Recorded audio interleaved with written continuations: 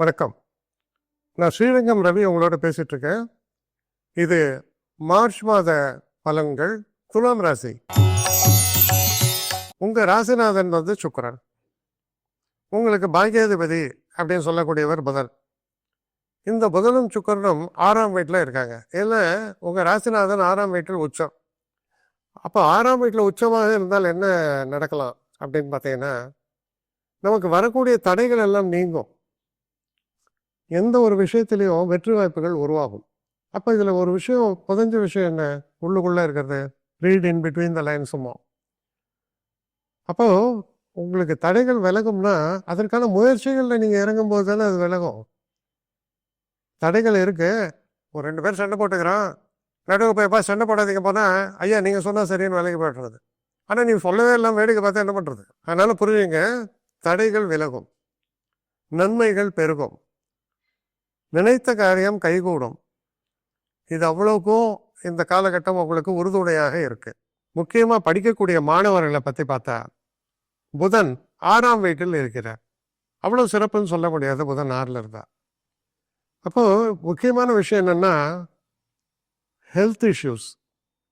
படிக்கக்கூடிய மாணவர்கள் குறிப்பாக பார்த்தீங்கன்னா நிறைய பேருக்கு இந்த எக்ஸாம் நேரத்தில் தான் எக்ஸாம் ஃபீவர்னு கிண்டல் அடிப்பாங்க. ஆனால் ஏதோ ஒரு மைண்டில் டென்ஷன், ஒரு பயம், அதனால வரக்கூடிய தன்மை. பயப்பட வேண்டாம், தைரியமாக இருங்க. இந்த லாஸ்ட் மினிட்ல போய் முட்டிக்கிறது, மோதிக்கிறது, அதை தயவு செஞ்சு செய்யக்கூடாது. ரெகுலராக நம்ம பண்ணிட்டு ரொம்ப ரிலாக்ஸ்டாக போனீங்கன்னு வைங்களேன், பிரமாதமாக இருக்கும். அதான் சொல்லுவாங்க, இந்த கிரிக்கெட் மாதிரி கேம்ஸில் அவன் கோச் சொல்கிறது என்ன சொல்லுவான்னா, ரொம்ப ரிலாக்ஸ்டாக போய ஏத்தாப்புல பாகிஸ்தான் நினைக்காத, நீ பாட்டுக்கு போய் உன் கேமை விளையாடுமா. ஏன்னா நீ பாகிஸ்தான்ற பயத்தில் போனால் பெரிய ஆளே அவுட் ஆகிடுவோம். இதுதான் சூட்சமம். எப்போவுமே நம்ம ரிலாக்ஸ்டாக இருக்கும்போது தான் பெஸ்ட் ஆஃப் த பர்ஃபார்மன்ஸ் வெளியில் வரும்.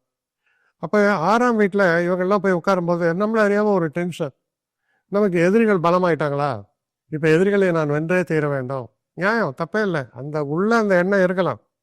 ஆனால் மைண்டு ரிலாக்ஸ்டாக இருக்க வேண்டியது ரொம்ப ரொம்ப அவசியம். அப்போ மைண்டில் டென்ஷன் இல்லாமல் இருக்கணும் நீங்கள். அப்படி மைண்டில் டென்ஷன் இல்லாமல் இருக்கும்போது படிக்கக்கூடிய மாணவர்களுக்கு குறிப்பாக பிரமாதமான ஒரு பர்ஃபார்மன்ஸ் வெளியில் வரும். இதுதான் வித்தியாசம். இப்போது ரொம்ப சுலபம், ஒரு சாதாரணமாக சொன்னால், ஒரு பெரிய ஆள் சின்ன தப்புனால என்ன ஆகிடும், ஒரு கோலி மாதிரி ஒரு பேட்ஸ்மேனே போகிறான், அவ்வளோ பெரிய மனுஷன், அவ்வளோ பெரிய வீரர், சின்ன ஒரு தப்பு ஸ்லிப்பில் கேட்ச் பிடிச்சின்னு போடுவான், டக்கு உள்ள வரான், விட்டா 2 செஞ்சுரி, அப்படிப்பட்ட ஆளவன். அப்போ இதில் என்ன நீங்கள் புரிஞ்சுக்கிறீங்க, கிட்டத்தட்ட அதே நிலையில் தான் நீங்கள் இருக்கீங்க. அதனால் இந்த ஒரு காலகட்டத்தில் ரொம்ப ரிலாக்ஸ்டாக இருங்க. உங்களுடைய ரெகுலர் கோர்ஸ் ஆஃப் இதில் நம்பிக்கையோடு செயல்படுங்கள். அப்படி பண்ணும்போது பெஸ்ட் ஆஃப் த ரிசல்ட்ஸை நீங்கள் அச்சீவ் பண்ணுறதுக்கு மிக மிக உகந்த ஒரு காலமாக இருக்கும். மைண்டை ரிலாக்ஸ்டாக வச்சுருந்தால் அனைத்தும் வெற்றி. இதுதான் தாரக மந்திரம். இதை கரெக்டாக புரிஞ்சுட்டு செயல்படுங்க. என்னை காண்டாக்ட் பண்ணணும்னு நிறைய பேர் நினைக்கிறீங்க.